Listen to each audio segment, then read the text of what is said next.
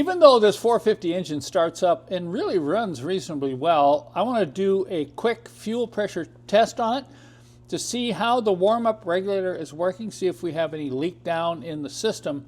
The first thing I want to do is I want to depressurize the fuel system because this engine has recently run. I don't want to start unhooking fittings with the pressure built up. And the way I can do this is I can take this jumper. I provided my K-Jetronic pressure test kit.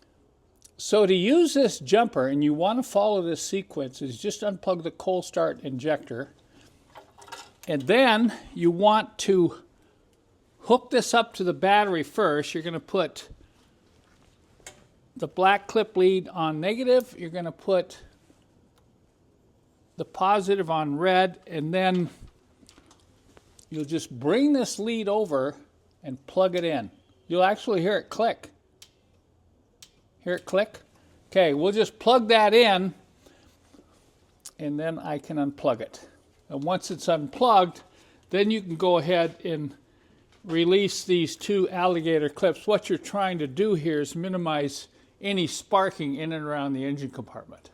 So we got it hooked up. There's just a couple things I'm going to show you because complete instructions on how to do this are included with my kit. But we're hooking it up here to the top of the fuel distributor with the fittings included in the kit. Then we're coming over and hooking it into the larger fitting on top of the warm-up regulator.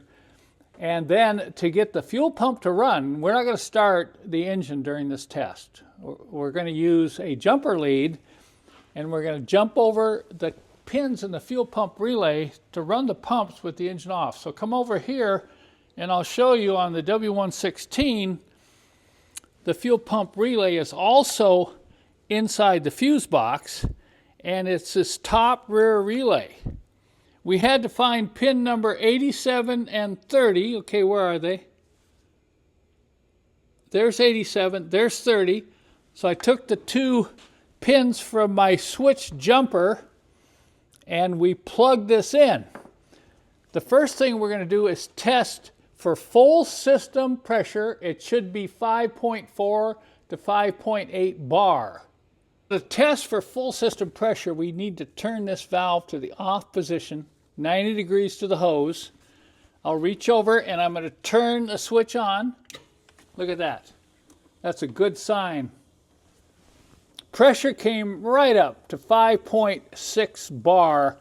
So that indicates we have a good fuel pump, we have a clean fuel filter. Having full system pressure is extremely important. You don't have full system pressure, you don't want to continue the test until that's fixed. The next thing we're going to do is we're going to turn the pump off and we're going to check for leak down to see if this is leaking down over a 1 to 2 hour period. So I'll just reach over here. We're going to turn the pump off. Notice that it drops back to about 3 to 3.5 bar. And this will continue to drop over a 5 to 10 minute period, and then it's going to settle right in at about 2.8 bar. Now we've already done this test, so I'm not going to sit here for the next hour to two and show you that it's not leaking. But earlier we did this test in 2 hours. It only leaked down 0.1 bar. Of course, overnight you will find it leaking down very slowly. If you have a rapid leak down here and it won't hold pressure, that means you need to fix that before you continue with any of the other tests. That could be leaking fuel accumulator, leaking fuel injector, something wrong inside the fuel distributor. So the next test we do is going to determine whether or not this unit right here is working properly.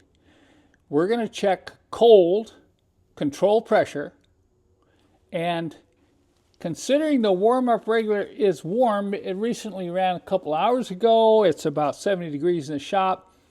This should be about 1.5 to 1.8 bar. And in order to check control pressure, we have to open up the valve. We're going to reach over and we're going to run the pump. Look at that. 1.6 bar. That's a real good sign. If you don't have this between about 1 and 1.8 bar when the engine's cold, you're going to have a hard time starting it cold. The next step is to check hot control pressure. Rather than start the engine and let it warm up, we're going to use my jumper to heat up the bimetallic strip heater inside the warm-up regulator. In review, the warm-up regulator heats up when the engine's running. Not when the key is on, but when the engine's running. 12 volts is supplied to this plug right here, which heats a heater around the bimetallic strip. And you unplug this, you take the jumper that is included with my K-Jetronic pressure tester, and we're going to plug this in, and then I'm going to come over to the battery and hook up the black to negative and the red to positive. So we're going to give it just a little bit of time here to heat up, but while we do that, I'm going to go ahead and turn the pump on again. Let's see if you can see it rising. Look at that. It's already come up 0.2 bar. Now look closely. We're going to just let the camera run a little bit here, and I think you can actually see that needle start to rise. Now, if the warm-up regulator is working properly, it should rise all the way up to somewhere between 3.6 and 3.8 bar. Look at it rise. Isn't that amazing? That's a really good sign. We know for sure it's working. Let's see if it's working enough. I'm back. It's been a little over 5 minutes. We're just going to check for temperature here on the outside. You know, it's right around 88 degrees. I can feel it getting warm. It's not as hot as some I felt. Let's go ahead and check control pressure.